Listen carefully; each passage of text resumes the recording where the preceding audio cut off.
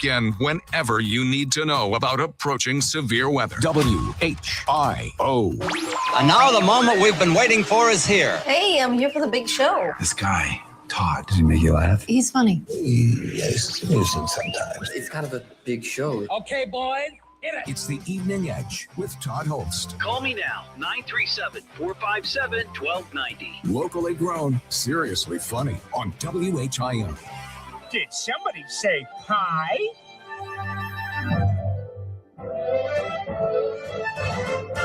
It's a wonderful day for pie. You can ask all the birds in the sky, and they'll tell you real sweet with a musical tweet. It's a wonderful, wonderful day for pie.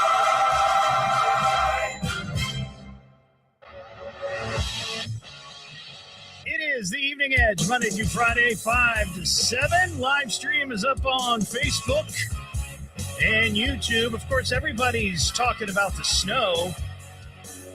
I'm going to start the show talking about pie. It's National Pie Day. And if there was ever a weekend to fill up on pie, this is the weekend.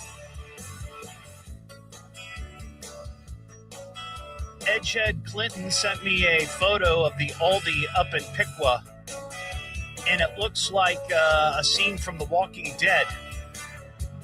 Everything is gone. Everything is gone. At least on the wall of bread. Probably some pies as well. So this is the big weekend for the snow. We're going to talk about that a little bit later. We've got Storm Center 7 meteorologist Nick Dunn. He's going to be on just after 6 o'clock, and he's going to break it down. And I believe there's some new information about the timing of this. He was on last night, and we talked about it being maybe early Saturday or like early afternoon is when it was going to start coming in. But apparently that has shifted a little bit later. So we're going to talk about that. And it's also Hot Hat Friday. Let's get to that here.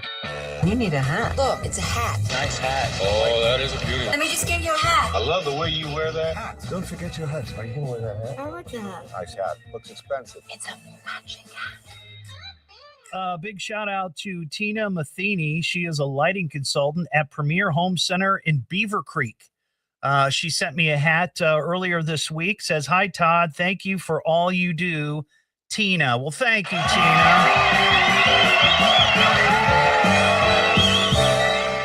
I actually did a remote there, I think, last year. And they have a huge showroom with all kinds of fancy lighting and home furnishings and just the whole deal. And they've got a really cool discount room. So they're out on Orchard Lane. Just a little free plug because it is Hot Hat Friday. If you're a local business and you'd like to have your business and hat, which I'm wearing, you can see on the live stream, featured here on the show, send it to me at WHIO Evening Edge, 1611 South Main Street, 45409, and we'll get it on. We'll get it on. We'll put it on, and we'll get it on. I mentioned it's National Pie Day, so I thought I would go around the horn here and ask everybody working tonight their favorite pies. Now, Parker, let's start with you. Do you have a favorite pie? I will tell you what mine is. It's key lime. Key lime pie, hands down. Key lime is one of my favorites also, but I'd have to go with a nice pumpkin pie. Ooh, pumpkin pie. Yep. So you really look forward to pumpkin pie season. Yep. Fall season, Thanksgiving, that's my time of year. Gotcha. For sure. Sierra, how about you? What sort of pie do you like? Hey, Todd, I'd have to go with a good apple pie. Apple pie. Now, do you like it a la mode? Oh, absolutely. That's the only way to do it. Yeah. Will, how about you, buddy? Well, I'm just hoping that all this talk about pie, I hope Sue has a pie in the freezer she can cook this weekend. I'm all set for pie. And, speaking of pumpkin pie, that was one of my favorites. But since Frisch's is gone, I'm done with pumpkin pie. Oh, wow. My all-time favorite takes me back to being 10 years old. My grandmother made a baked strawberry pie Ooh. with a crust on top of it. Yes. Oh my gosh. Yes. Every now and then you can find that at Mahaffey's, but man, nothing beats that. It's heaven. That sounds good. That sounds good. And this does sound like a great weekend for a pie. Am I right, guys? Oh yeah. For sure. For sure. Yeah. Parker, you were going to say something else. What were No, No. I didn't have anything else to say. Well, I thought you were going to ask me a question. Oh, I was. Yeah, why am I going to look at you that way?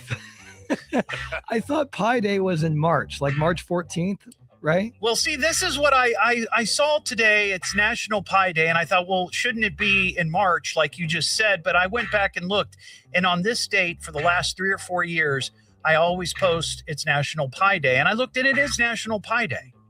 So maybe there's different pie days. Does it matter? Why not have two? Right. Pies are freaking amazing. That's all I can say. What am I listening to now? What is this? The Evening Edge with Todd Hollst. It's a radio show. It's entertainment. Spell it out. T-O. Double D. H. Oh. Double L. And T. I can remember that. Locally grown, seriously funny. I'm puzzled by the whole thing. On WHIO.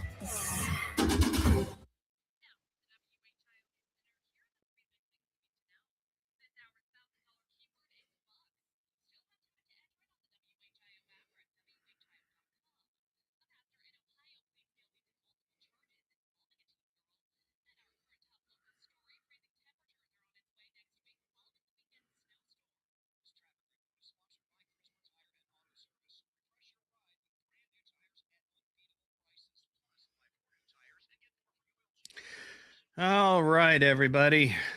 What's going on?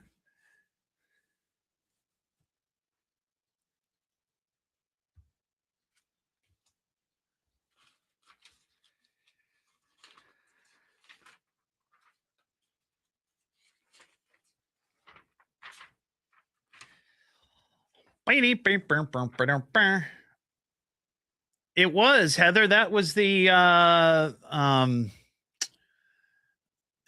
the match game theme.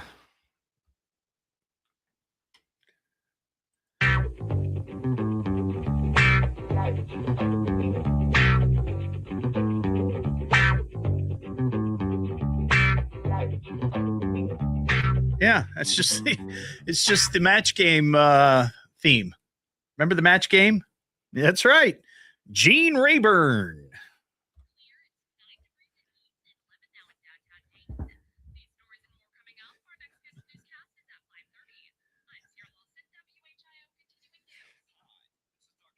Hi.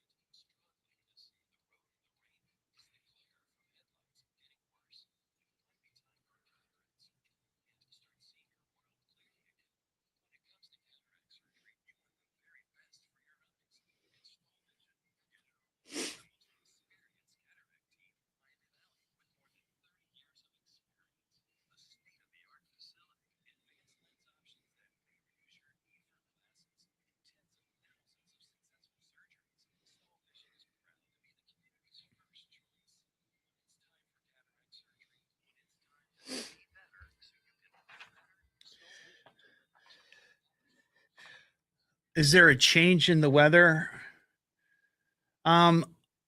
Nick Dunn's going to talk about it later, but I think from when he was on last night, the timing is now shifted.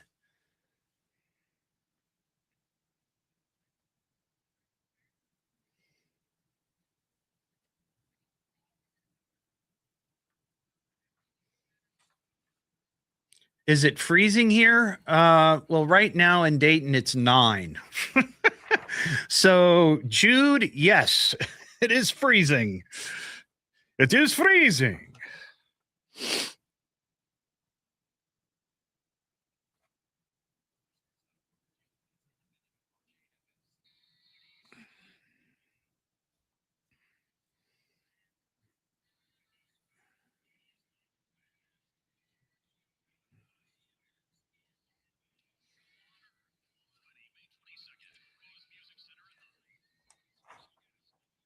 Can't you see?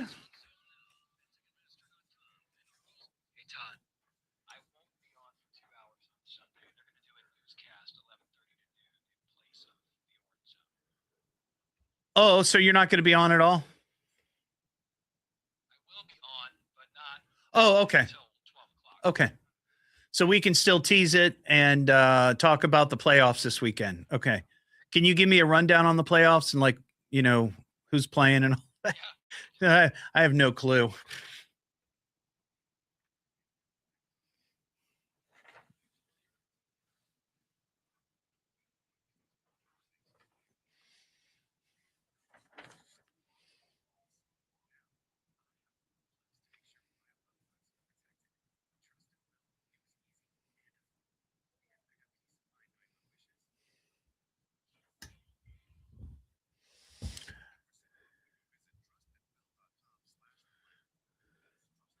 It's so cold, I saw 2 squirrels roasting each other's nuts.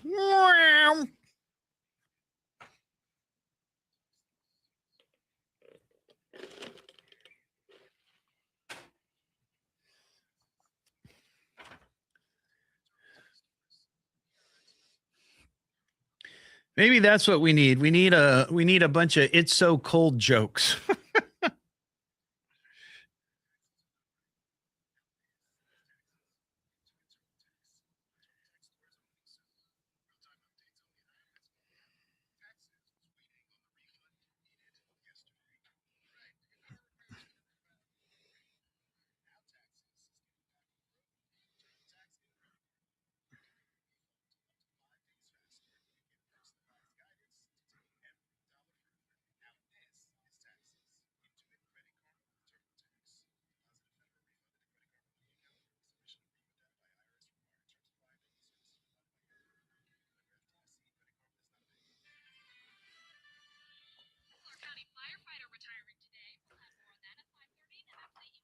Todd Hollst on 1290 and 95.7 WHIO. I love the show so much. The Evening Edge with Todd Hollst. Call Todd now, 937-457-1290, or message him at Evening Edge Todd. Locally grown, seriously funny on WHIO. Back here on the Evening Edge, Monday through Friday, 5 to 7. Live stream is up on Facebook and YouTube. I've just been told that I guess, what is it, Sunday morning, we're going to have a special 2-hour newscast from Channel 7. Is that, honestly, Parker, I wasn't listening. So, give me a rundown. Give me a rundown what's going to be happening this weekend here on WHIO. Yeah, so I will be on like usual from 10 to 11:30. Okay. And then in place of the Orange Zone continuing with Larry Hansgen and John Bedell on Channel 7 and also here on WHIO Radio, they're going to have a Channel 7 newscast on Sunday from 11:30 to 12 o'clock. Oh, okay. So no, like, Orange Zone on TV. Right. Okay. Yeah, because of the snow. Because of the snow. I Right. gotcha. And then at noon, you said? What's happening at noon? Anything? No, not that I'm aware of. Boy, I just didn't listen to any of the conversation we just had off there. I'm sorry. That's okay. Well, here, people on the live stream are hitting me with "it's so cold" jokes. Like, "it's so cold, I saw a penguin wearing a hoodie." That kind of thing. Yeah. Or "it's so cold, I saw squirrels roasting their nuts." That kind of thing. Right. Yeah. And I was amused by that and thinking, hey, maybe we should have some people call in with their "it's so cold" jokes. That's all. That's what I was really thinking about when you were giving me all that direction. Yeah.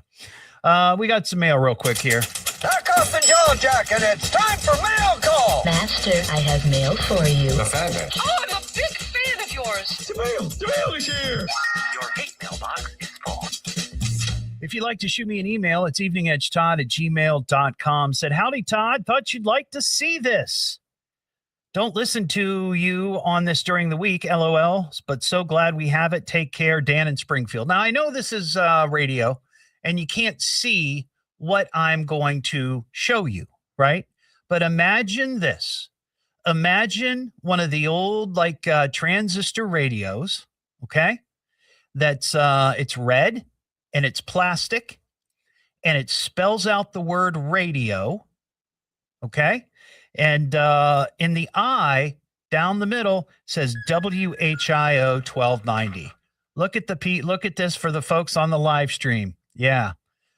He got one of these. I have one of these. I found one a couple of years ago on Facebook Marketplace.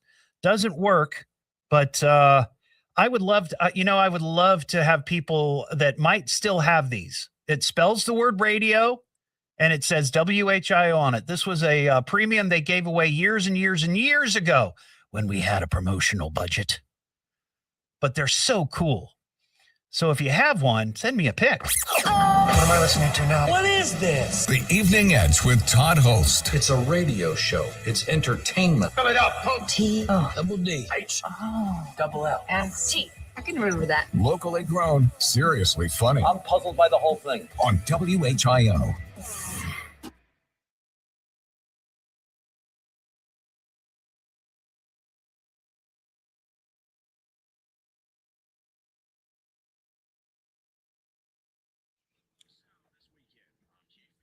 Oh, Katie, I'm sorry. I didn't see your question last night. Has anyone ever tried to bribe for a school closing? A former student of mine at a place I used to teach found out how to submit for a delay, did it, and definitely got a suspension. Wow. Well, I will tell you, at one time,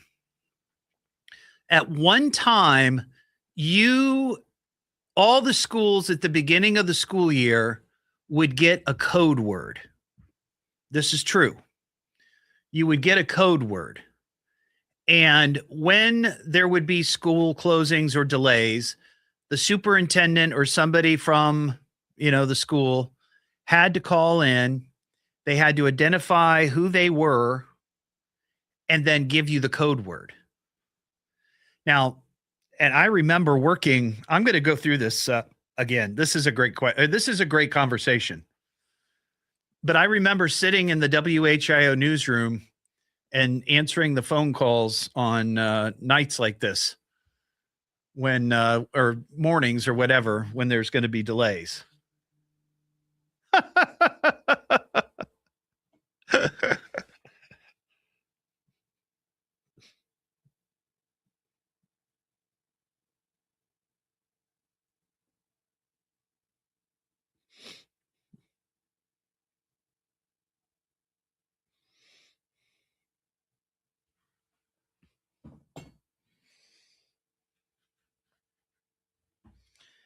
Yes, thank you, Ashley.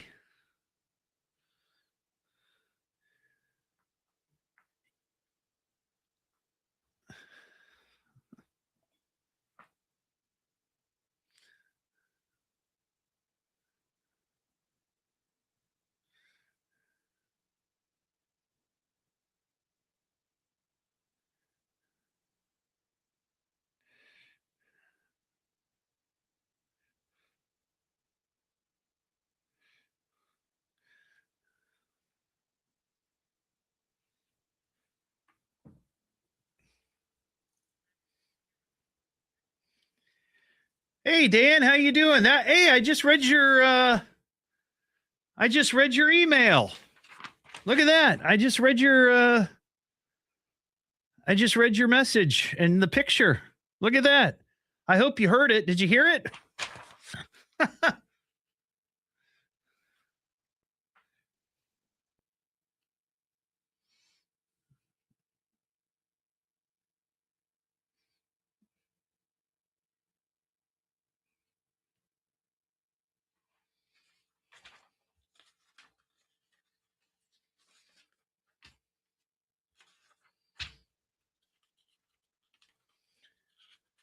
Yes, Ashley. You know what? I did post it, but I think I inadvertently posted it on my personal page. So I'm going to go and fix that right now.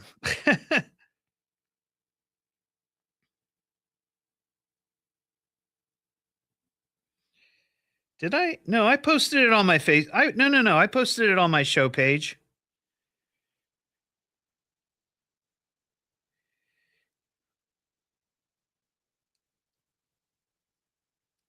It's there.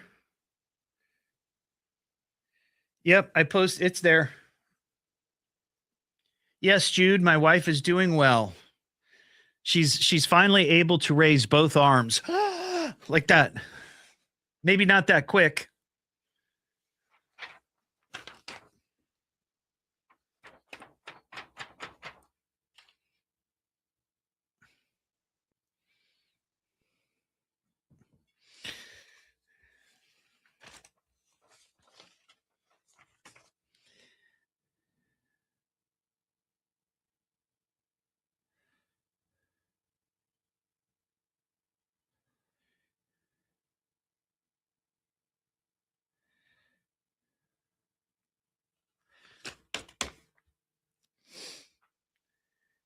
Yeah, that happened from time to time. It's now digital, like you do it through a like a secure website.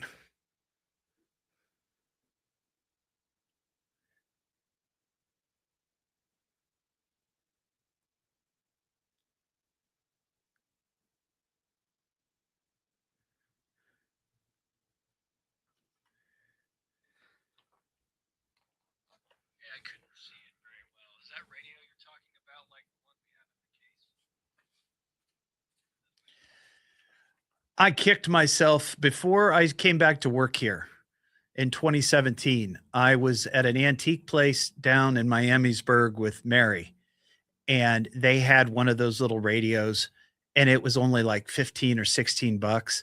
And I was so bitter because I'd been trying to get back into the building, and I just wasn't able to crack that nut, So I didn't get it, but I posted on Facebook. I said, "Oh, some of my WHIO friends, this is down here at the such and such." I don't know if anybody went and got it, but like a couple of months later, we went back and it was gone after man, I should have bought that. But I ended up finding one on Marketplace, and it was a little different. Mine is, I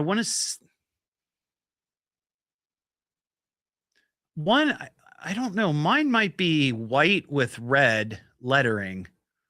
This one is completely red. I don't know what the one in there is. Is it completely red, or it doesn't matter? But I think I know that there were two different ones. There was one that was completely red, and then one that was white with red lettering.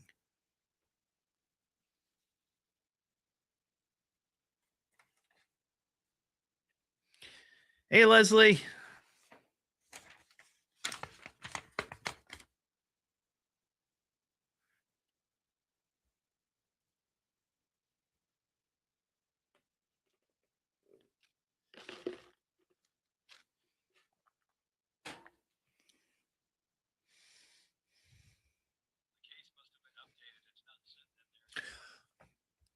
You know where it is? It's back by my desk. Last year I was going to do a thing at the Caroline, and we never got to it. And all that crap's still sitting in a box at my desk. Storm Center is currently activated. We'll break in whenever you need to know about approaching severe weather. WHIO. And now, with your permission, I'm going to do my stuff. Could this day get any more fantastic? Let's get on with it. It's the Evening Edge with Todd Hollst. Call me at 457-1290. Locally grown, seriously funny on WHIO. Back here on the Evening Edge, Monday through Friday, 5 to 7. Live stream is up on Facebook and YouTube. I was just musing that a couple of people had put up "It's So Cold" jokes on the live stream, and I said, "Oh, we should have people call in with "It's so cold," fill in the blank, right?" Well, Edgehead Eric sent me a message. It said, "It's so cold, I would even cuddle with Todd." It's pretty cold. It's pretty cold for that. Hey, you know what today is? It's Hot Hat Friday. You need a hat. Look, it's a hat. Nice hat. Oh, that is a beauty. Let me just get you a hat. I love the way you wear that hat. Don't forget your hat. Are you going to wear that hat? I like the hat. Nice hat. Looks expensive. It's a matching hat.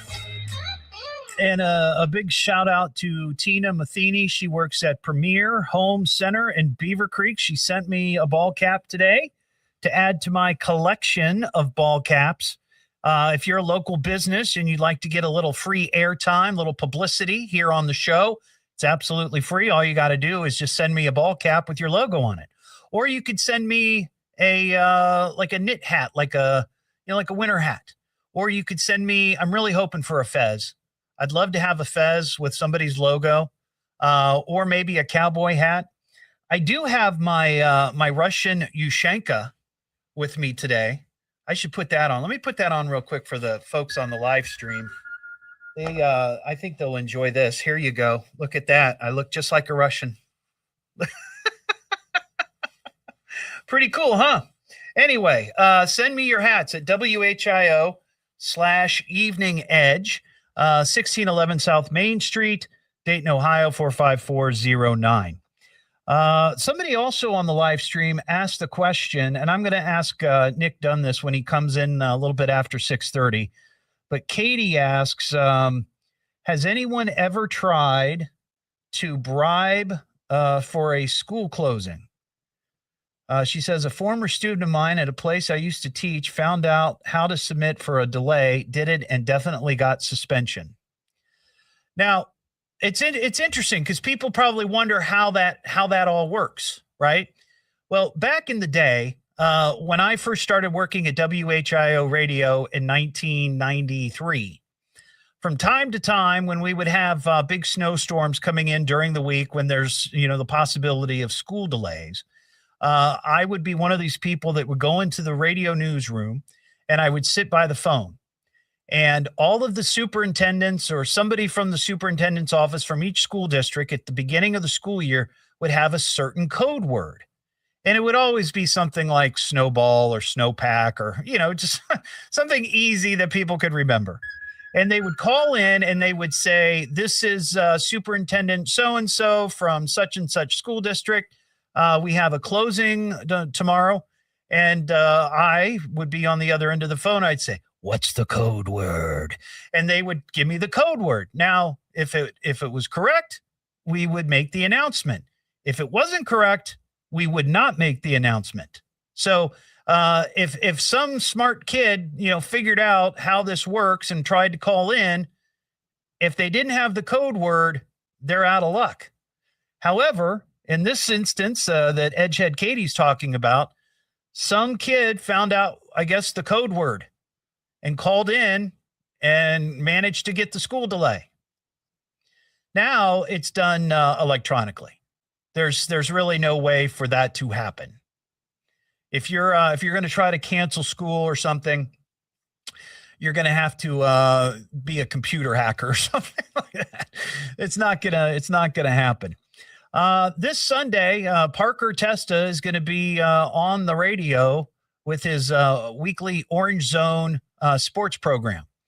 Now, last segment, I screwed up the time that you're on. You told me something and it went one ear and out the other. So this Sunday, what time is your show going to be on where you're going to be talking about the football playoffs that people are really looking forward to this weekend? Normal time. My normal time on Sunday mornings, 10 o'clock, 10 to 11:30. And what's different is, in place of the Orange Zone on Channel 7, which you also hear on WHIO Radio from 11:30 to 12 with Larry Hansigan and John Bedell, they're going to have a newscast on Channel 7. It's in the place of the Orange Zone because, as you know, we'll be in the thick of the winter weather. Yeah. So 10 to 11:30. Yep. It's Parker Testa's Big Orange Zone, and then at 11:30, it's the News Center 7 newscast. Yes. All right. So I got to be honest. I really haven't paid much attention to the football playoffs. Mary had surgery, and I've been dealing with that and helping her, and I don't care. Yeah. So what are the big games on tap this weekend? We got the championship games this weekend. The games that decide the Super Bowl matchup. So Patriots and Broncos in the AFC, and then the Rams and the Seahawks in the NFC. So where's the first one? You said the Patriots. Patriots and the Broncos, Denver, Colorado. Okay, so there's probably going to be snow. Well, there's always snow in Denver. No, I understand that, but I'm looking at the satellite right now on the big screen here in the studio, and it looks like they're going to get some snow. Yeah. I wonder if they could set a record for the most snow during a football game. I don't know. I'd have to do some digging on that. I know the answer to that. Oh yeah? I do. Well, I can't divulge the information because it's part of an Orange Zone trivia question that I recorded today that will not be used on Sunday. Maybe we'll just use it for next Sunday. There you go. Yeah. But it's more than 10 inches. Okay. Yeah. All right. Well, hey, you just gave me a good talking point. There Sunday, you go. So there I appreciate that. That's no problem. No problem. So if you're from around here, the Dayton area, you've lived here for many years, like I have. I grew up in Beaver Creek, and I was born in '69 and moved to Beaver Creek in January of 1970. And when the big blizzard, the great blizzard of '78 came through, that was obviously a huge deal. Now, I talked to Nick Dunn about this last night, Storm Center 7 meteorologist Nick Dunn. It's not going to be a blizzard this weekend. We're not having that. There's a lot of factors that aren't going to be in play. However, yes, we're going to have a lot of snow. But I saw this great article today on Dayton Daily News website. And it is 18 things you should know about the event and its aftermath of the Great Blizzard of 1978. Now, many people, if you were here, you remember this. You remember school being closed for like a week. You remember Channel 7 meteorologist or weather guy Gil Whitney on the air, constantly talking about the snow. Here are some facts. The area record for single-day snowfall was part of the blizzard. On January 26th, 1978, 12.2 inches of snow fell on the region, which remains a single-day record. Second place on the list is 11.5 inches, which fell on December 22nd, 2004. There's a chance that we could break that. There is a chance. Record low pressure. The storm's severity was driven by a record-breaking barometric pressure drop, which reached 28.2 inches in some areas, a level comparable to a Category 3 hurricane. That is nuts. Many people had trouble doing the most basic things. The massive snowfall of January 26 was part of more than 40 inches of snow in the month, which created snow drifts up to 25 feet high. Traveling was a significant challenge. As one example, the Miami University basketball team was returning from a game in Toledo, couldn't make it past Vandalia, so the team stayed in the Vandalia City Jail. Dozens died from the events. The death toll from the storm climbed to more than 70 people, with 51 of those people in Ohio. Mail couldn't be delivered for the first time in 65 years. The 1913 flood was the last time the Postal Service failed to do regular rounds. I mean, this was a massive, massive storm. Total visibility failure. Local police and sheriff's departments reported that visibility on the streets and highways was zero. This led to thousands of motorists being stranded and nearly all businesses and industries being forced to close. I'm not going to go through all these, but widespread power outages. The storm knocked out power to entire towns, including Piqua, Covington, West Milton. In Piqua, the municipal light plant went dark, forcing the police department to operate on emergency generators. The extreme wind chill readings during the blizzard plummeted to between 40 and 50 degrees below zero. There was a state of emergency, of course, in Ohio. Governor James Rhodes declared the state of emergency. All 90 National Guard armories in the state were ordered to remain open to provide shelter. The bus station provided shelter downtown. The Red Cross turned the local bus station into an emergency shelter. Approximately 150 passengers at Dayton International Airport were forced to spend the night sleeping on the floor because the storm made travel impossible. Dayton Police Department relied on a fleet of 30 volunteers using Jeeps, Blazers, and Broncos to answer emergency calls and transport people. Massive power restoration workers managed to restore electricity to approximately 120,000 customers in Dayton who had been left in the dark.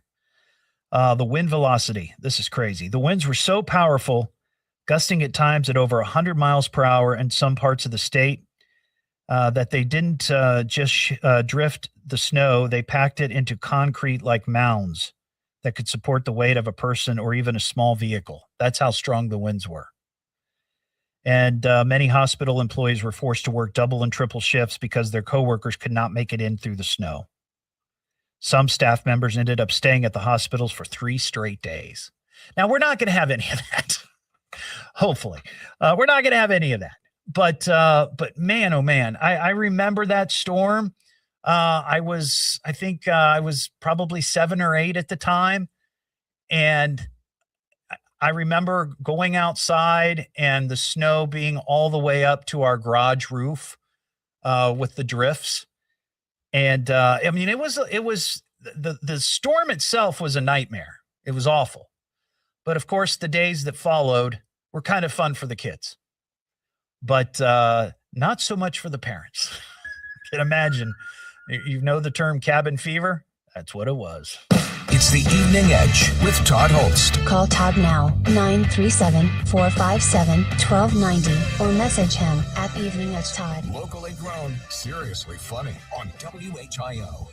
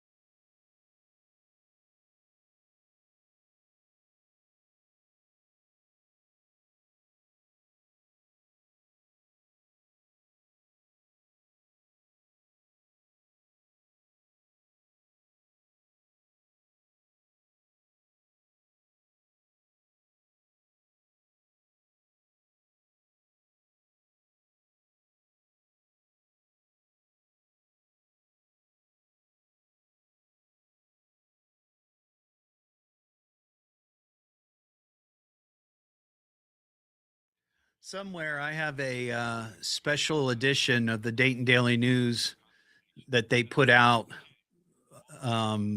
maybe a couple of weeks after the blizzard. Had all these pictures and all these stories. It's pretty good.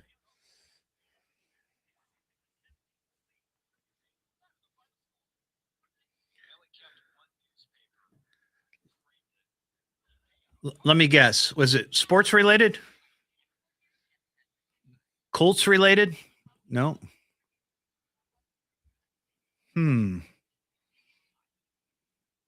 be an interesting conversation, trying to guess what that would be.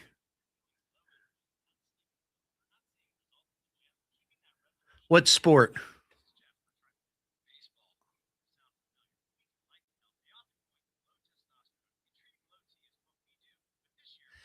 You know, I'm not sure I remember what your team is. Is it the Dodgers?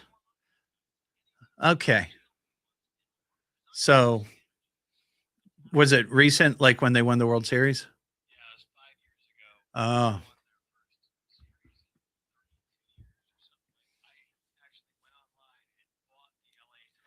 Oh. Oh, did you?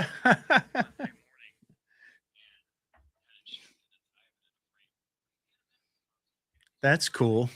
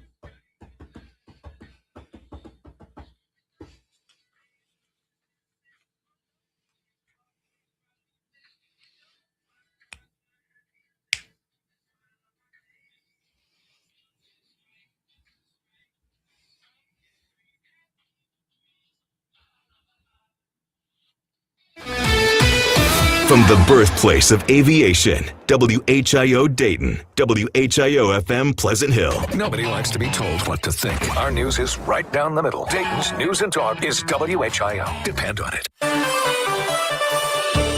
A warning on Preble County scam calls. We'll have more on that at 6. Now back to the Evening Edge with Todd Hollst on 1290 and 95.7 WHIO.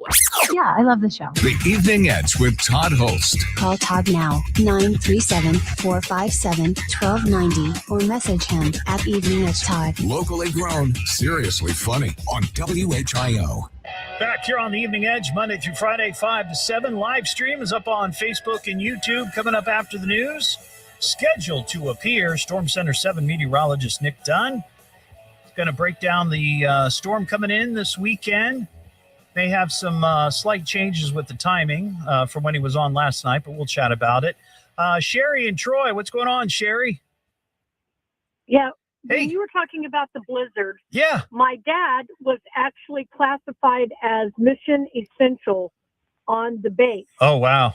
And he had to work all the time. He got pulled in to work for about 3 weeks. Oh, man. The city actually brought a backhoe to our house to plow out the driveway to get the four-wheel drive in that the base sent to get him. Wow, that means he was an important guy.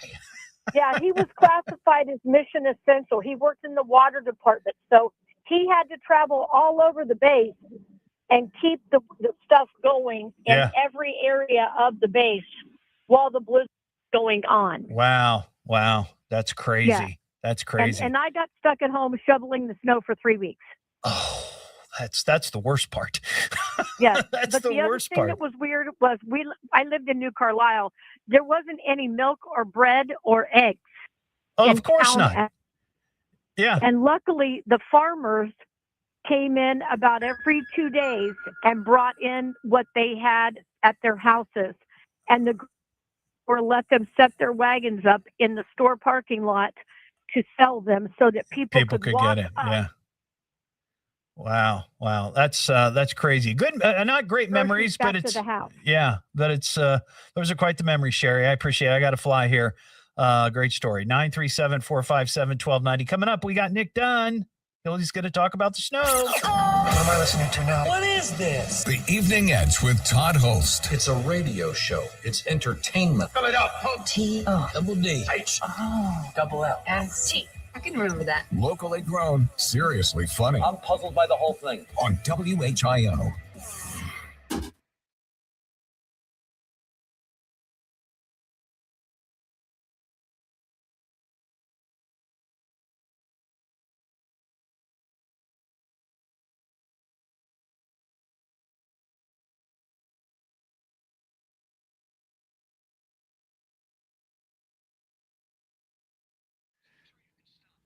No, I have to be in here on Monday.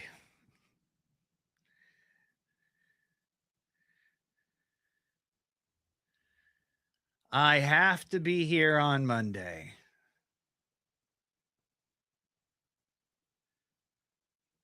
I mean, if I really wanted to be a baby about it, I could be like, no, I can't make it in. I can't make it in, but I can make it in.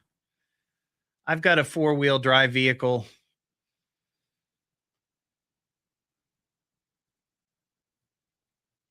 I mean, it might take a long time to get here, but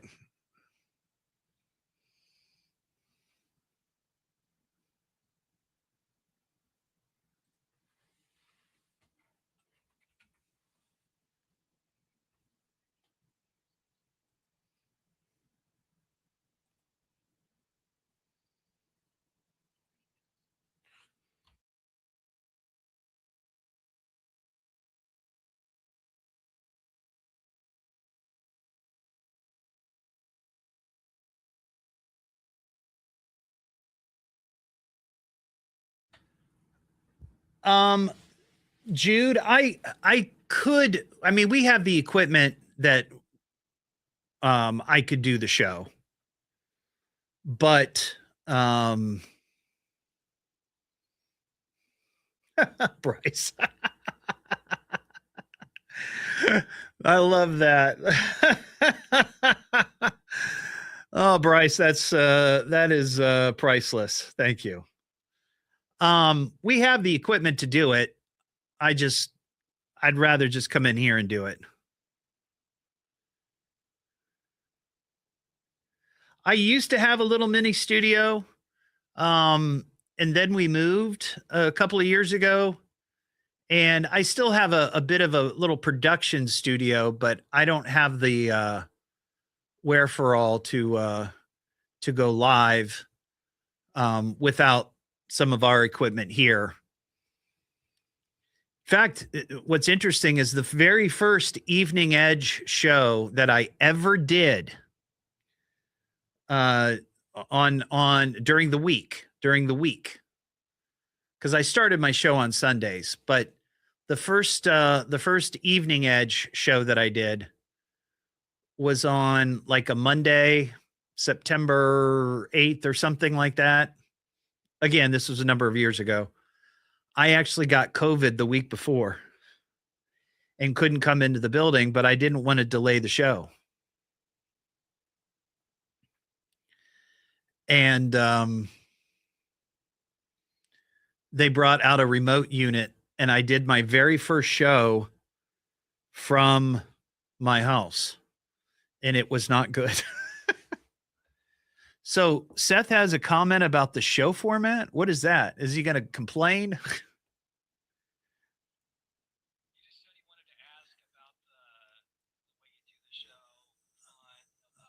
Oh, okay. Well, Nick is supposed to be here a little after 6, but we'll see. I mean, I'm sure he will be. He was here last night. But I might take some calls with him if they want to hold on.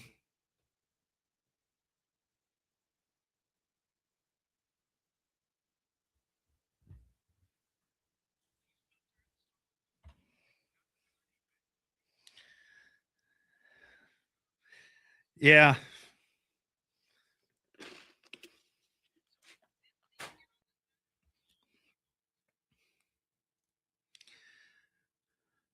Yeah, it was not a good show that night. One, I didn't feel good. Two, I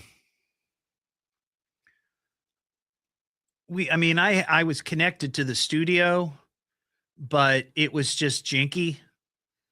And the producer that we had at the time running it was not very easy to work with. So, needless to say, the the very first Evening Edge was not anything to remember. Nope, Jude, I just do my show. I don't know that I would really fit in on anybody else's show. I mean, honestly, most of the shows out there are all politics. And I just have no desire to talk politics.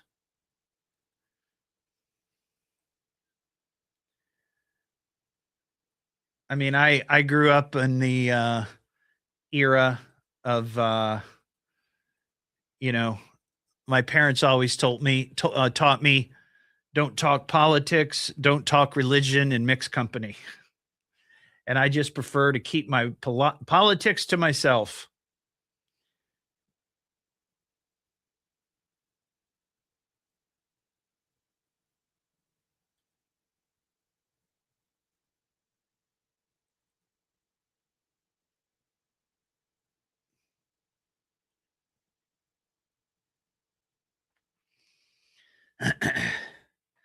I am Harvey.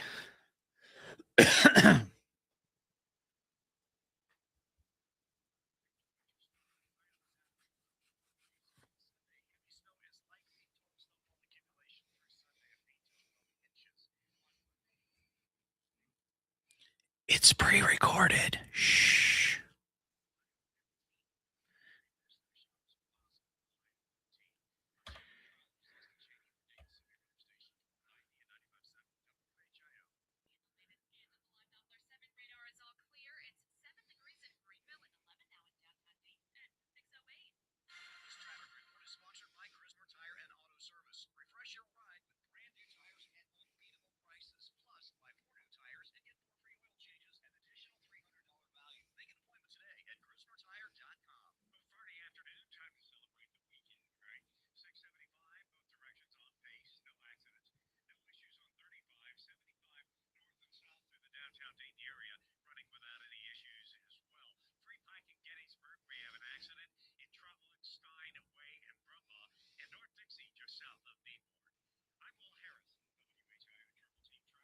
Our next scheduled news in less than 15 minutes and immediately when it breaks. I'm Sierra Lawson on 1290 and 95.7 WHIO, Dayton's News and Talk. Depend on it.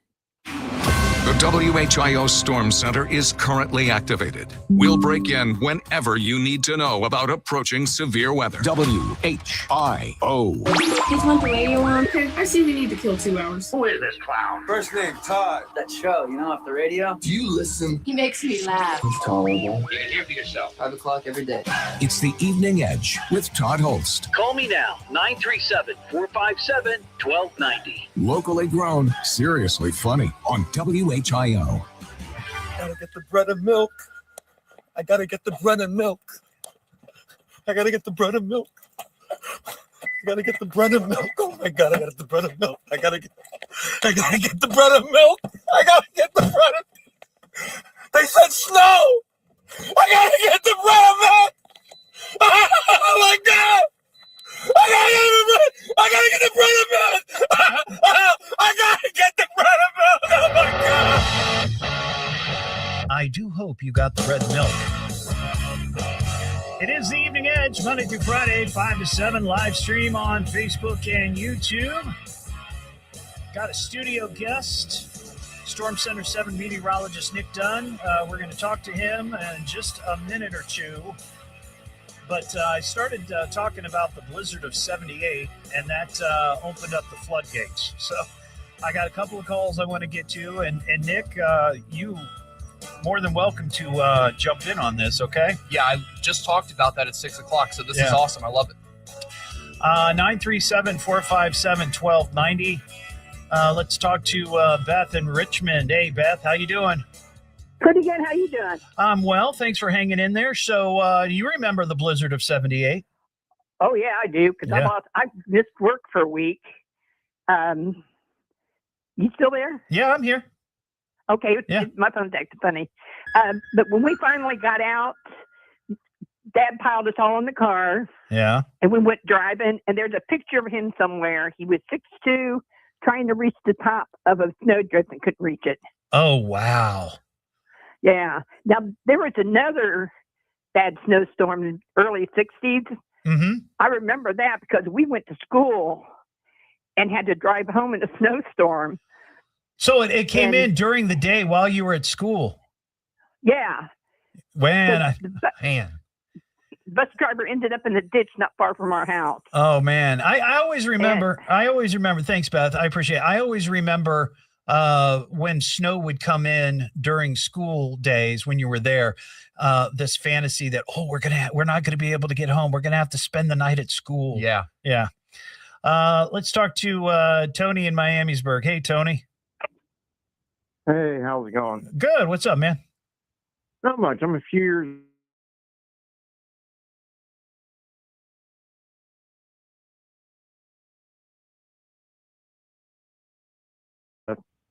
Yeah, you know how thick and heavy those Sunday papers are. Yeah. I used to deliver the Dayton Daily when I was a kid, so I know what you're talking that's what about. I did, yeah. Yeah. And Even I had to heavier do when my they're route wet. and my brother's route. Yeah. So I went all over on the Kettering side of Ascension, and then all those little houses Mm-hmm. behind Ascension in Greenmont Park or whatever it was. Yeah.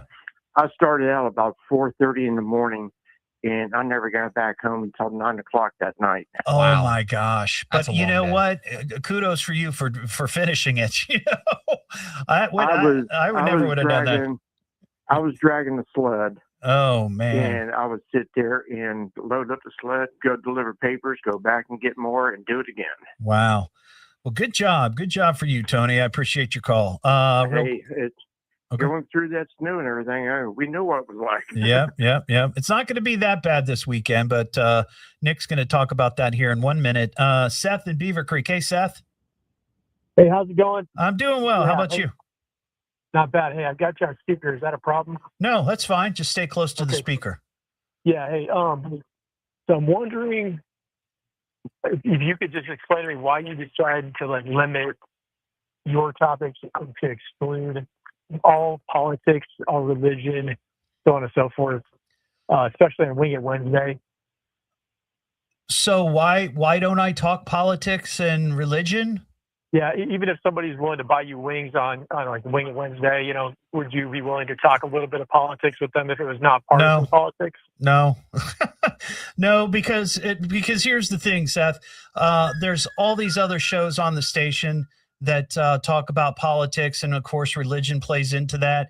And my show's supposed to be sort of a break from that, sort of a decompress as you're coming home from work. You get wound up and stressed out during the day with your job and everything.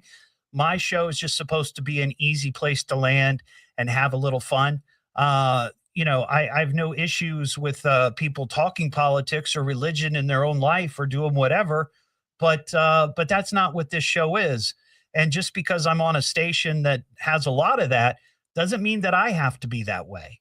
That's just the way it is. Found out the other day, this show is the #1 show on WHIO radio of all the talk shows. So I must be doing something right. But thank you for your call. Nick. Yeah. Just a cool dude with a big dream, talking weather like you never seen. He's got the dew point and the wind chill. Nick Dunn, a big time weather thrill. All right, we're going to just do the abbreviated version tonight. So you were on last night. Yep. And we had, I think the big thing, from what I understand, the timeline has sort of shifted a little bit, right? Just a little bit. So, yesterday we were thinking snow starting, 3 to 4 o'clock in the afternoon. And now it's looking more like, okay, maybe closer to dinner time or even just after that for a few folks. And the reason why we've got a little bit of a shift in the time, so the upper level feature that's in the upper levels of the atmosphere are still offshore. Hurricane hunters, they continue to fly through that, but we really can't get a great handle on that onshore until it's here. It's not like we can launch weather balloons in the middle of the water. Right. But, without the hurricane hunters, I don't think we would have as good of data as we have now. So the only other change with that is with the snow starting a little later, it's probably going to cut off on Monday morning a little later. The original thought was, okay, maybe midnight to 2 a.m. Well, we could have a few flurries around through roughly daybreak on Monday, potentially. So that's something we're going to have to continue to adjust and fine tune over the weekend. And I'll real quick comment on the blizzard of 78. So, if you watched us at 6 o'clock on News Center 7, I briefly touched on this.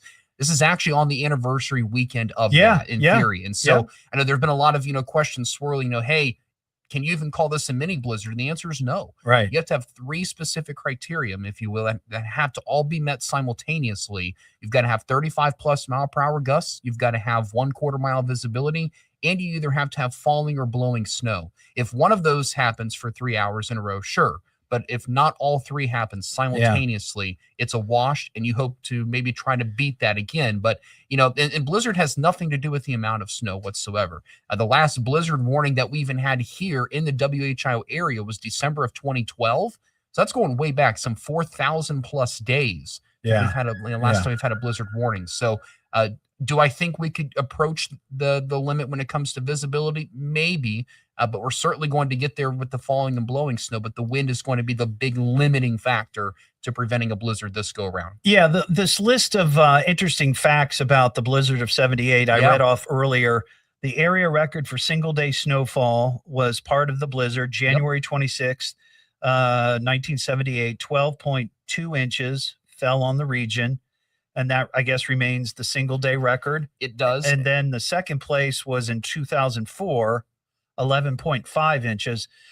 I suggested that, it's possible that we could break that. Yeah, it's very possible. So what's interesting with the all-time single-day record, we would have to hope that maybe we get just a touch later on timing, I think, in order for all of that to fall on Sunday itself. But you comment on the 04 storm. A lot of folks think of that as the Christmas storm because it happened just a couple days before Christmas. I remember and back that. in 2004. What else is interesting with that is just the daily snowfall record for Sunday, just for that single day, is only 5 inches. So I think, again, without jumping to conclusions, there is a near 100% chance that we break that daily record just for Sunday itself. So you could theoretically say in some aspects that this is historic, right? Just for that particular single day. That's not a term that we like to use lightly, right? Because, folks think, oh, historic, I got to go get all the bread and milk, right? Yeah. We're talking about that. And beer. And beer. Yeah. And, all the French toast and the eggs and stuff like that. But when it comes to that, that particular aspect of it, it very well could be historic just for that day. Yeah. Very possible. So, and to the viewers that are watching on Facebook and whatnot, if you have any questions, please shoot them my way. I'm sure, Todd, I'm very active on Facebook. Oh, yeah, and social. Yeah. You're a great follow, as they say. You're a great follow. Yeah. So please, if you have any questions on anything, please reach out to me. I'll try to do a live stream of some kind, maybe later on this evening from home. Just to kind of, hey, I'll take your Q&A type thing. Right. I'm not going to dive into a whole lot of what Austin will talk about at 11 tonight. But, just to kind of, hey, I'm here for you. Q&A, we'll get through it. I had one question that I didn't get to last night, and I know this isn't a danger or a concern around here, but I saw something from one of the YouTube meteorologists, Max Velocity. Yeah. That guy. Exploding trees. Oh, I wondered if we were going to get to this. So I kind of explained it a little bit last night, and I think basically what it is, and you can correct me if I'm wrong, is that the temperature is so cold that the sap inside the trees, I guess it hardens, right? And then expands a little bit, and then explodes from the inside. Basically, right? Yeah, basically. And so is that going to happen here? No, thankfully not. But and I think so the term exploding tree, okay, that might have been what some folks in this industry call clickbait, I guess you can say, or, hype, if you will. Sure.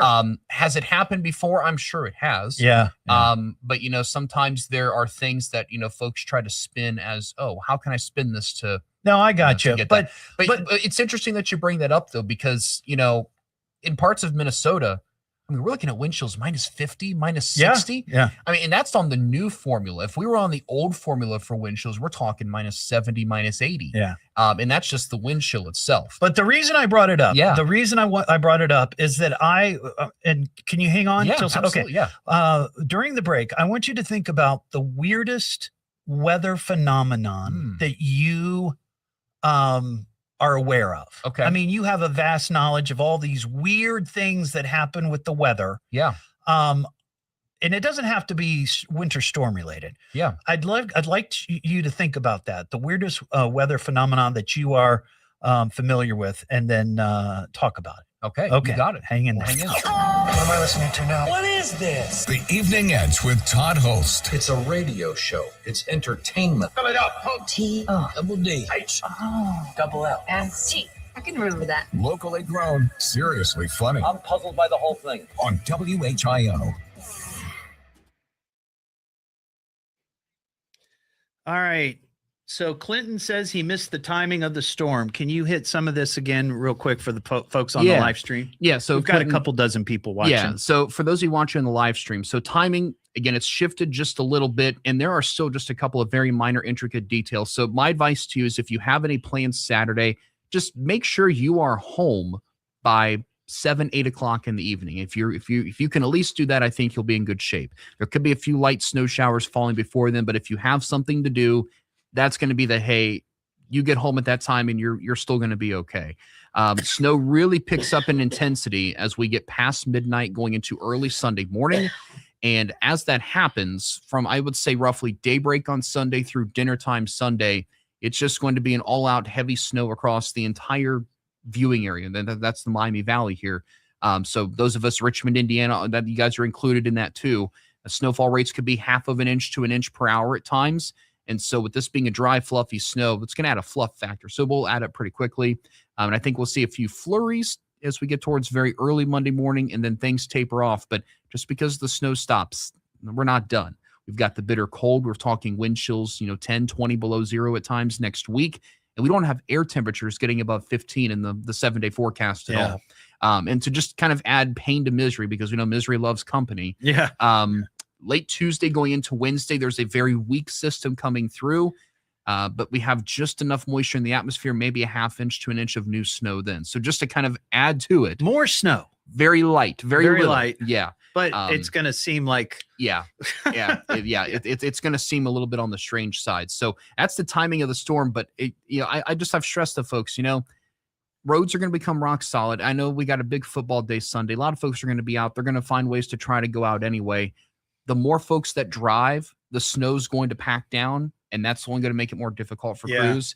And then we figure into next week too, just because the storm pulls away, it's going to stay breezy through much of next week. So your rural roads could easily have blowing and drifting for days. Right. And that's not something we like to, use just to exaggerate. We don't like to use those type of terms, lightly, but so hopefully that kind of answers everything. And for those of you watching too, if you don't already follow me on Facebook, I'll have another in-depth post a little bit later on tonight, or I'll try to do a live stream from home as well. But folks, just understand that this is something that I think, especially some of the younger generation, maybe weren't around for 2012, or maybe you don't remember it, or maybe you're just new here in general. Yeah. For some of you, this could be something that you might remember for quite a while. Oh yeah. You mentioned the Christmas storm of 04, yeah, of 04, and I remember that because where I was living.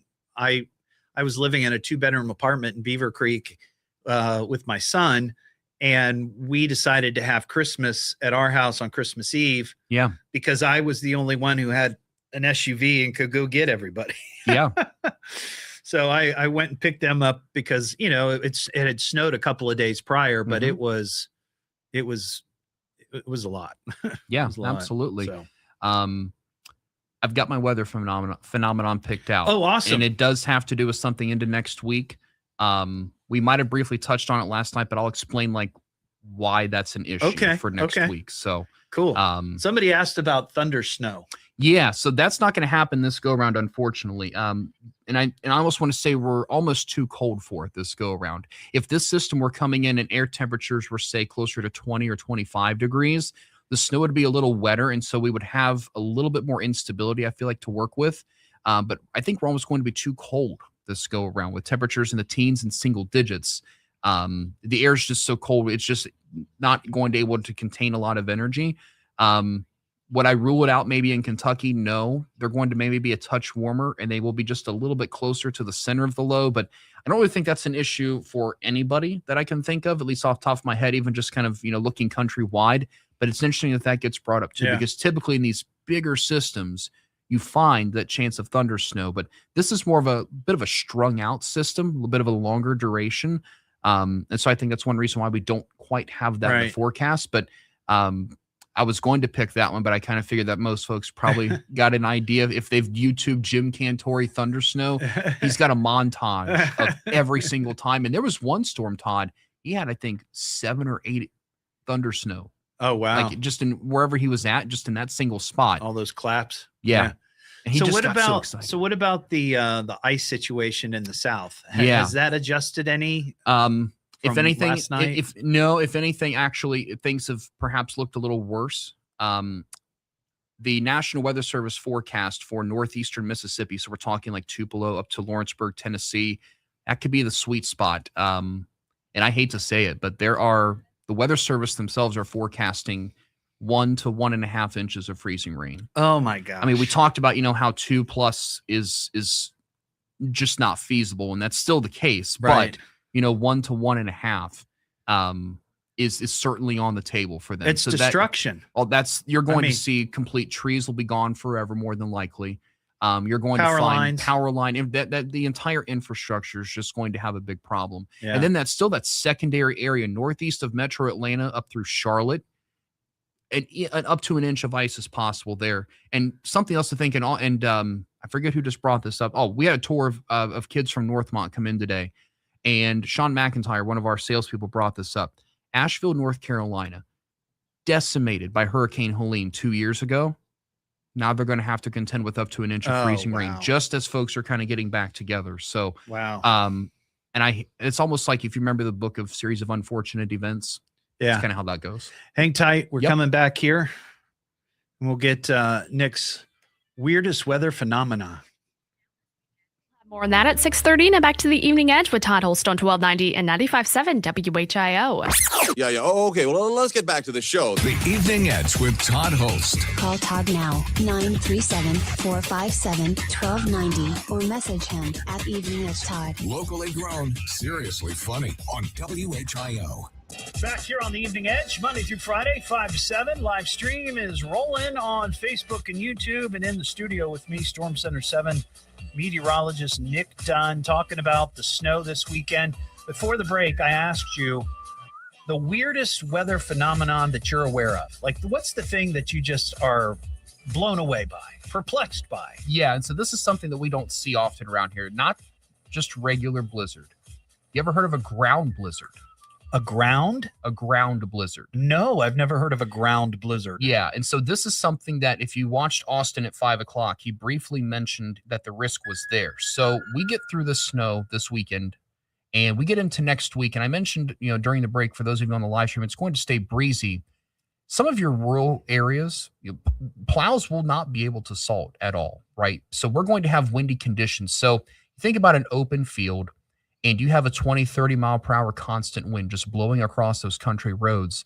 Well, that snow is so fluffy that you're actually just going to see reduced visibility at the ground level, but the sun could be perfectly shining under a clear blue sky. Yeah. But you have such strong wind with such fluffy, dry snow, and you could easily just have reduced visibility at ground level, just the first few feet above the ground with those gusty winds.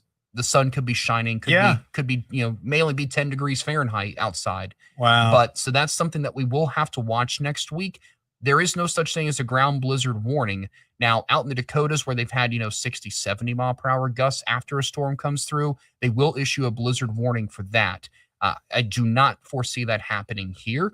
But just know if you live in a rural country spot, I would not be surprised if your roads are rock solid and snow covered through the entire week next week, just because of the fact we have the risk for blowing snow.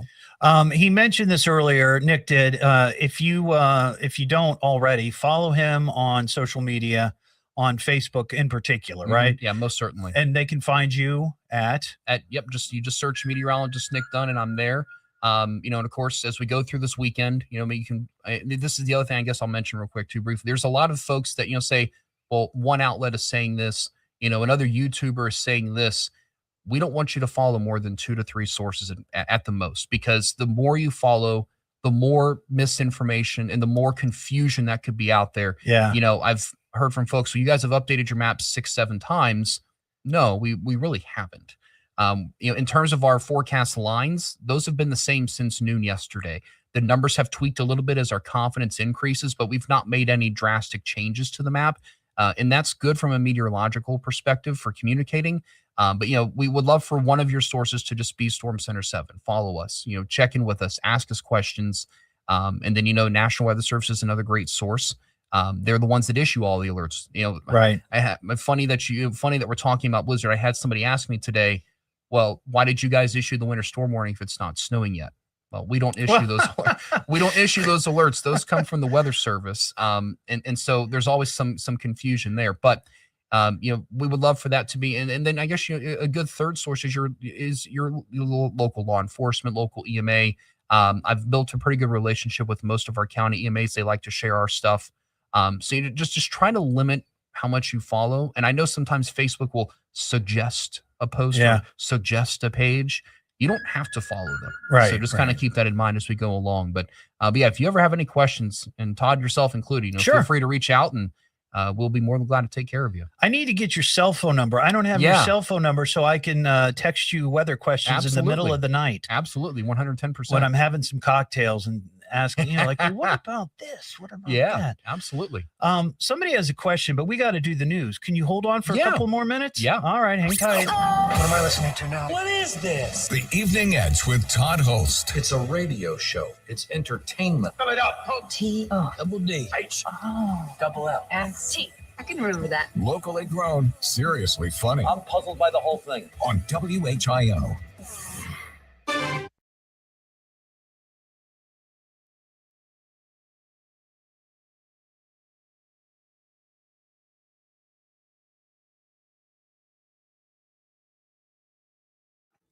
Putting the mics up. Yeah. It is a bit chaotic, because I see all these different weather, and even Mary's like, oh, well, the Dayton weather spot is saying this, or this is saying that, or this is, and it's like, yeah. I mean, I'm going to be honest. The folks at Dayton Weather Spot, they are very good. And I say that they actually let me into their Facebook group, which is normally a paid thing that they do, just to share some stuff every once in a while. We may not necessarily, agree on the totals with them and whatnot, but if there was another source that you wanted to follow on social media that was local and it's not going to hype it up or anything, that would be who I would pick. Right. To be honest with you. Yeah. Of course, I can't say that on, on the air. And no, whatnot, I understand. But, the thing that's interesting, and I've been working in media for a very long time, and I've worked at this station off and on since 1993. And I worked at Channel 7, and I hear this all the time, about the media overhyping different things. It is such, and I've explained this on the air, but it's worth mentioning, again, it's not a case of overhyping it for the benefit of trying to get more viewers. That is a very cynical view. And I think some people may just immediately go to that. Yeah. But, the reality is that the way the world is now, there are so many distractions that people don't pay attention to stuff like this. Many people do, but many people don't. Yeah. And then it's like, I mean, I've seen it where, why didn't you guys tell us about this? To whereas this is all you guys are talking about. And it's Yeah. the same story. It's this. It doesn't even have to just be weather. It could be this. It could be the same story. And it's like some people don't pay attention enough. Some people are constantly focused on it. And and sometimes there is a balance that goes into it. And I fully respect, the folks that say, you guys are just repeating yourselves over and over again. Well, we understand where that's coming from. But we also know that most people don't sit and watch a whole 90-minute segment of news. And so folks come and go sometimes. And when it comes to social media, one other thing too that I have found in the past couple of years is putting a timestamp in your post is really important on social media for weather in particular.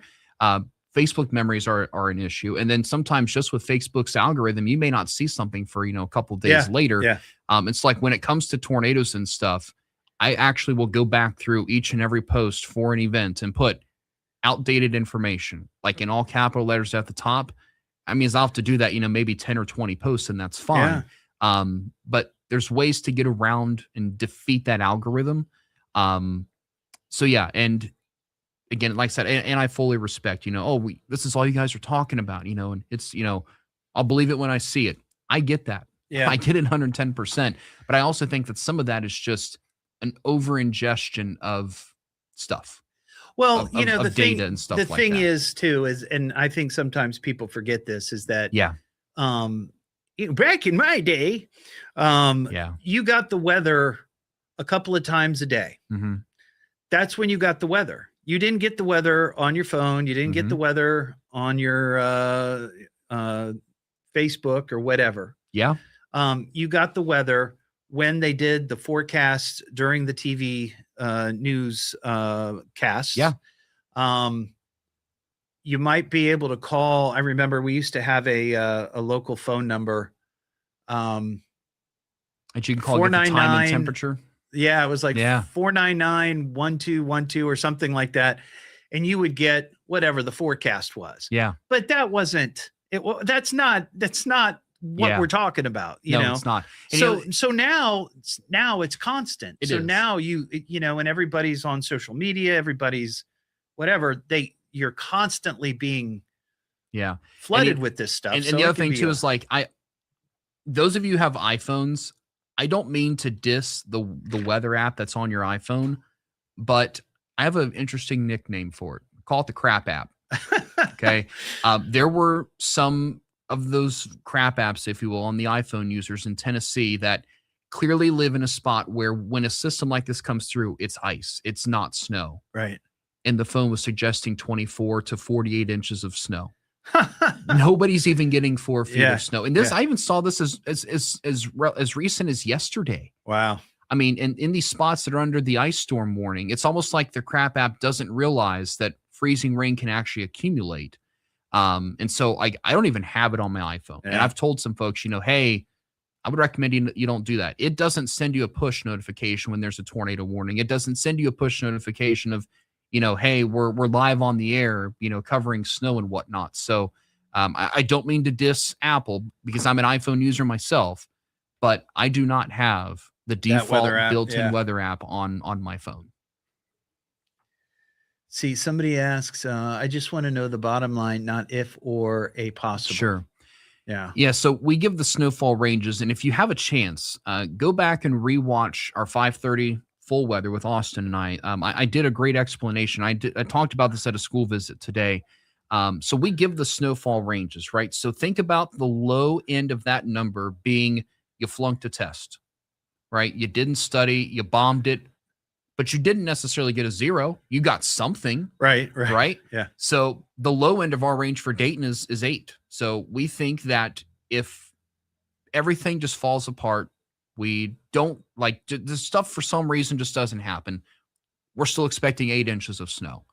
Think about 12 as, hey, you got 100% on that test. Oh, and by the way, there was an extra credit question that you got right. We're so you coming get back. Bonus snow. We're coming back. Yep. WHIO Storm Center is currently activated. We'll break in whenever you need to know about approaching severe weather. WHIO. Don't hesitate to call. You call me? You better call me. Damn it, get me a phone. Call me on my radio. I'm gonna call you. You got him on the radio? You won't make a simple phone call? What is wrong with you? It's the Evening Edge with Todd Hollst. Call me at 457-1290. Locally grown, seriously funny on WHIO. Back here on the Evening Edge, Monday through Friday, 5 to 7. Live stream is up on Facebook and YouTube, and I got to give a shout out to Premier Home Center in Beaver Creek and Tina Matheny. It's Hot Hat Friday. I am exhibiting the Premier Home Center ball cap, so thank you for that. If you're a local business, you want to get a little free publicity, a little free advertising here on the Evening Edge on WHIO, send me your ball cap or your beanie or a fez or a cowboy hat with your logo, whatever. Slap a logo on it. I'll wear it. WHIO Radio, Evening Edge, 1611 South Main Street, Dayton, Ohio, 45409. Meteorologist Nick Dunn from Storm Center 7 has agreed graciously to hang through because somebody had a question for him, and he said he would answer it. So I hope this is a great question, Mike in Eaton. Do you have a good question? Yes, I do. Okay, let's hear it. My name is Mike, and I'm a long-time listener of the Evening Edge, and I'm a long-time viewer of Channel 7 WHIO. Okay. Question is, I'm going up to Vanward, Ohio. How many inches of snow is Vanward forecast to get? I'm going up Saturday. I want to know if will be totally free of snow, Nick Dunn, and you do a good job on Channel 7. Well, first off, thank you, sir. I greatly appreciate that. And, for those of you that are listening in Lima, I know we have edge heads in Lima. Yes, we do. I know we do. And so Van Wert County is one north of Mercer. So, what we have to factor in, even just when we make a forecast, is, not just our northern counties, but hey, if we feel like this a line or a contour, if it was going to split, we can obviously tell what the next county up above them is going to get. So if you look at our snowfall map and you look at Van Wert County north of Mercer, we got them in the 6 to 10 inch range as of right now for Van Wert County. I do think that most of that will likely fall somewhere in the middle of that, 7 to 9, more than likely. But again, we think about, we flunked the test, right? The lower end of that number, 6 inches. If you get some bonus snow, you get up to 10. So we give you the broad range, but the vast majority of those reports should fall in the middle of that range, more than likely. We talked about this. Oh, and thank you for your call, Mike. I appreciate it. We talked about this during the when we were on stream, during the live stream during the commercial break about the ice down south. Because last night you'd said originally the way it was looking, I think you said maybe a quarter of an inch of ice, or for some spots, but now it's sort of been upped a little bit, right? Yeah, and so when we talked last night, we talked about how some of the models, that showed 2.5, 3 inches of freezing range, just not possible. But quarter inch to an inch looked pretty likely, and that still looks to be the case. But there are a couple of corridors. We're talking Tupelo, Mississippi, up to west of Lawrenceburg, Tennessee, southwest of Nashville, Tennessee. And then there's another corridor, and this corridor is very known for, some prolific ice storms from roughly Asheville, North Carolina, down into the mountains that are northeast of Atlanta, Georgia. There will definitely be some spots that get at least 1 inch of freezing rain, and some spots maybe up to 1.5 inches. And that's crippling. That's destructive. I mean, you're going to find entire trees just completely gone. And not just, a few branches. You're going to find, and we talked about the weight on the power lines last night. I don't know how that works with trees because you have so many different types of trees, different types of branches, different heights, different sizes. I don't think that there's a great study that's been done into that. But if you have some of our smaller trees like this one outside your window here, I mean, 1 inch or 1.5 inches of freezing rain, that thing's probably just going to bend over to the ground and just won't even be in existence anymore. I remember we had an ice storm here, and I can't remember the year. I would say it was prior to 2012, because that's when I got married, and my son and I were living with my mom at the time, and this took place at her house. I remember, and I don't think it was it was an ice storm. Wasn't anything like 1 inch or 1.5 inches, but it was the eeriest thing I've ever experienced weather-wise.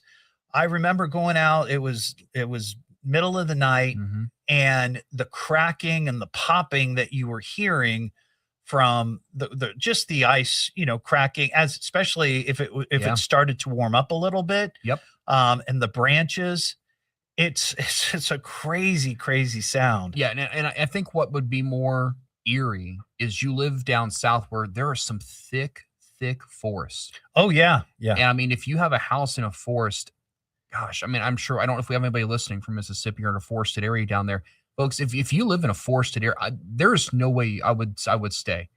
You have too many risks of trees, and it wouldn't even be the wind. It was just, to me, it would be just the sound of the branches breaking. Right. But even if you throw in an inch of ice, whole trees will fall. I wouldn't want to take that risk of being in, a forested area if my house is in the woods or something like that.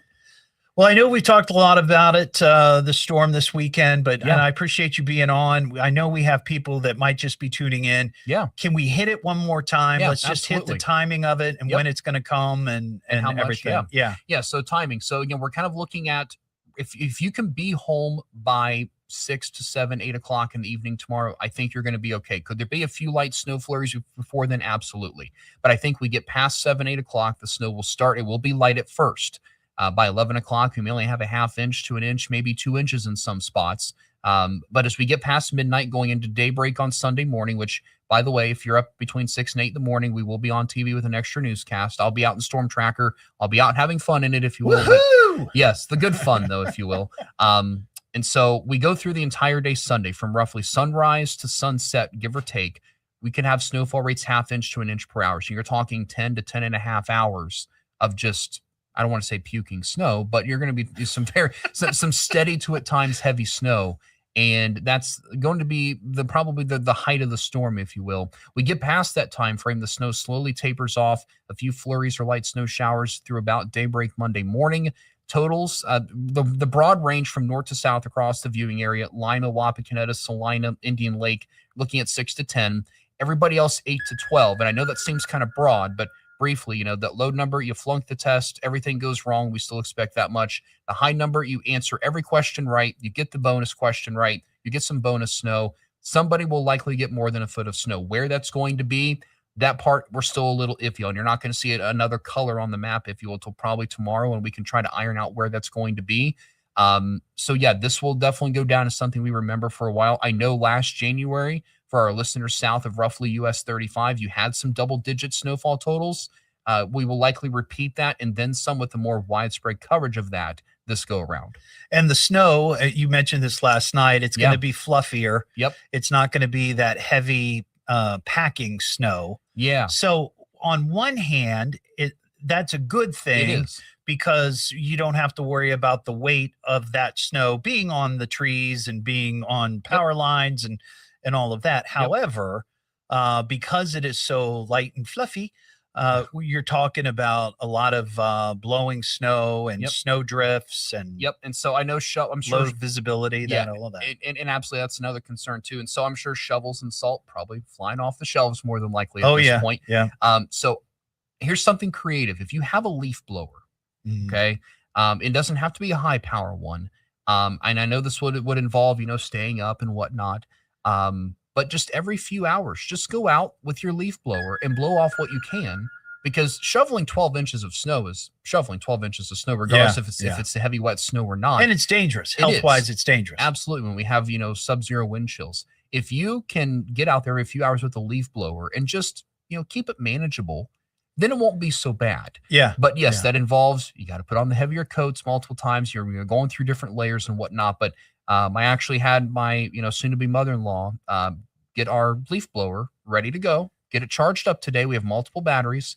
And, I said, just, if you have to every once in a while, just go out there every couple hours on Sunday, just off and on throughout the day. If you see we're up to, you blow it off, you get 2 new inches. Okay, maybe that's your threshold. We have a little bit of a higher power one, but I know there's some lower power ones that maybe can't handle more than an inch or two. But if you don't have a shovel, or if you thought maybe you needed more, if you have a leaf blower, use it. I'd say go out at 3 o'clock in the morning. Yeah. Your neighbors will love you for that. They probably will. You've got to maybe do their sidewalk as well. Yeah. I used to live in Columbus, and there was this guy that took a golf cart and renovated it into this snowplow looking thing. Nice. And he would just do all the neighbors on the street in one night. Love I don't know how he would do it, but He did it. Yeah. All right. Well, Nick, thank you so much very for being welcome. on tonight. I really appreciate it. I know you had a long day and you were on TV and all that. So I appreciate you talking to the Edge Heads and kind of give us an update of what's going to be happening. So when you're out there on Sunday morning, please be safe. Absolutely. All right. Thanks, buddy. Yep. What am I listening to now? What is this? The Evening Edge with Todd Hollst. It's a radio show. It's entertainment. Fill it up. Double D. Double L. And T. I can remember that. Locally grown, seriously funny. I'm puzzled by the whole thing. On WHIO. Now from the WHIO News Center, here are the 3 big things you need to know. A man is facing charges after a crash in Auglaize County turned deadly last year. An Ohio pastor pleads guilty to multiple crimes involving a teen girl. And you can expect to see a large accumulation of snow in the Miami Valley this weekend. Full details on these stories and more. Our next scheduled newscast is at 7 o'clock. I'm Sierra Lawson, WHIO Continuing News. This traffic report is sponsored by Grismer Tire and Auto Service. Expert brake repair you can trust. Make sure you can stop when you need to the most. Get a little peace of mind by making an appointment today with your trusted brake repair experts at GrismerTire.com. Looks like now we have a crash on the ramp at I-70 and Route 48. Old Troy Pike, north of Taylorsville Road in Huber Heights, slowed traffic through that entire area. Miamisburg, Centerville Road and Yankee Street. And we still have a crash in Riverside at Harshman and Valley Pike. I'm Will Harris, WHIO Triple Team Traffic. Mostly cloudy, 1 degree tonight. I'm Chief Meteorologist Austin Cheney for WHIO. I'm Sergeant Mark, and traffic is sponsored by Hickory River Smokehouse. Hickory River Smokehouse in Tip City has lunch covered. Get a barbecue sandwich, 2 sides, and a drink for only $9.49 every Monday through Friday, 11 to 2. Dine in, carry out, or drive through at Hickory River Smokehouse. Hi, this is Hari with Patio Covers Ohio. Upgrade your backyard with the Solera. Sorry, buttons.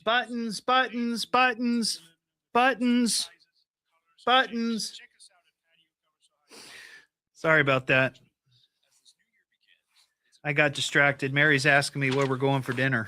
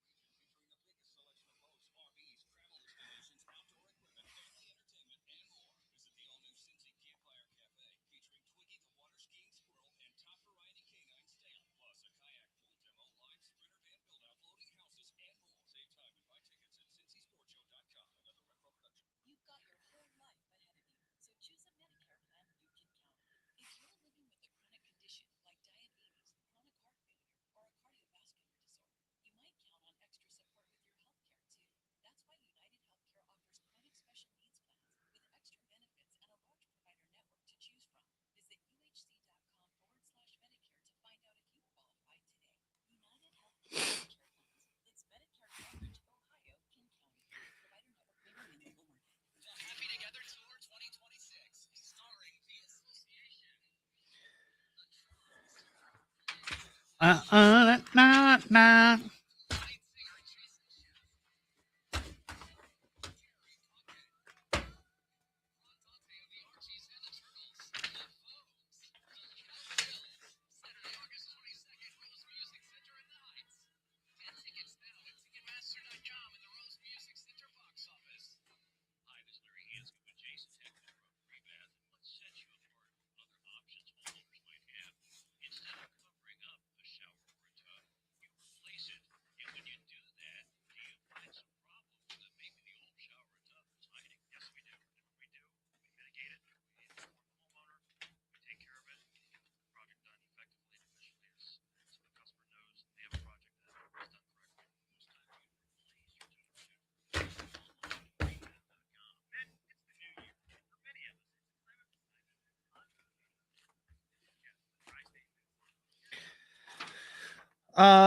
Probably have to do the contest on Monday, Cynthia. Oh, I guess I could do the gift card thing.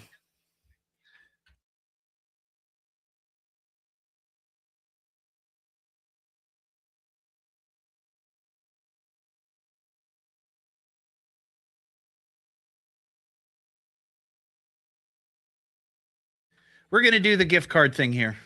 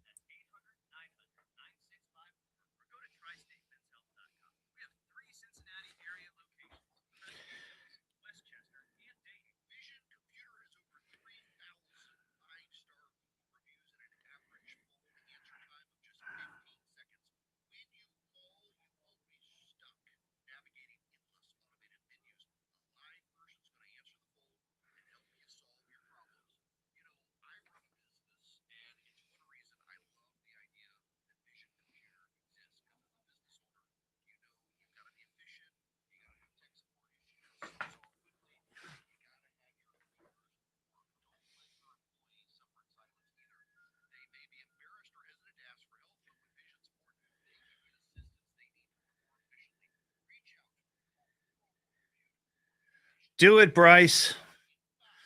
Do it. I had the pastrami a week or so ago on National Pastrami Sandwich Day.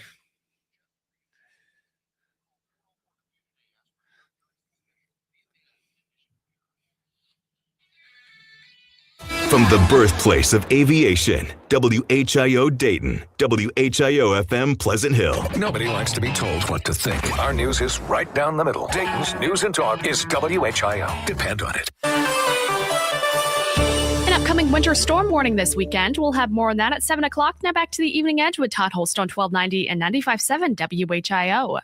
Now, to get back to this show. The Evening Edge with Todd Hollst. Call Todd now, 937-457-1290, or message him at Evening Edge Todd. Locally grown, seriously funny on WHIO. Back here on the Evening Edge, Monday through Friday, 5 to 7. Live stream is up on Facebook and YouTube. We're going to close the show out tonight with a little contest. Fifth caller right now at 937-457-1290. You're going to score a $50 gift card to Ford's Garage Prime Burgers and Craft Beer. They're located in Liberty Township. They've got craveable supercharged bowls featuring honey chipotle chicken, ahi seared tuna, lemon herb shrimp, and their new Ford's Burger Bowl. And Monday, we'll probably, I'll give away another pair of tickets to John Mellencamp down at Riverbend. We were going to do that tonight, but we just got wrapped up with all the weather chatter and the snow that's coming into town. So we'll pick that back up on Monday for sure. Have a terrific weekend, everybody, and be safe out there. If you have to travel, just be cautious. Even if you're in a four-wheel drive vehicle. I have a four-wheel drive vehicle, and sometimes when I'm out there driving in slippery conditions, even I get blown past by people in bigger 4x4s. But just be careful out there. Stay warm. Make sure your pets are taken care of. And heed my friend Will Harris's advice. If you do have to go out, make sure you got a blanket in your car, some water, because if you run into a traffic situation, you're going to get cold pretty quick if your car isn't running. So have a terrific weekend. We'll talk to you on Monday.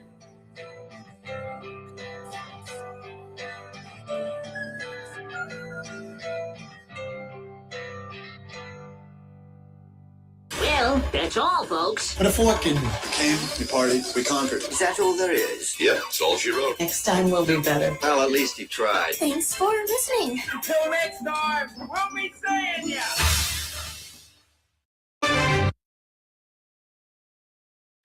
All right, everybody. Have a great weekend. Be safe out there.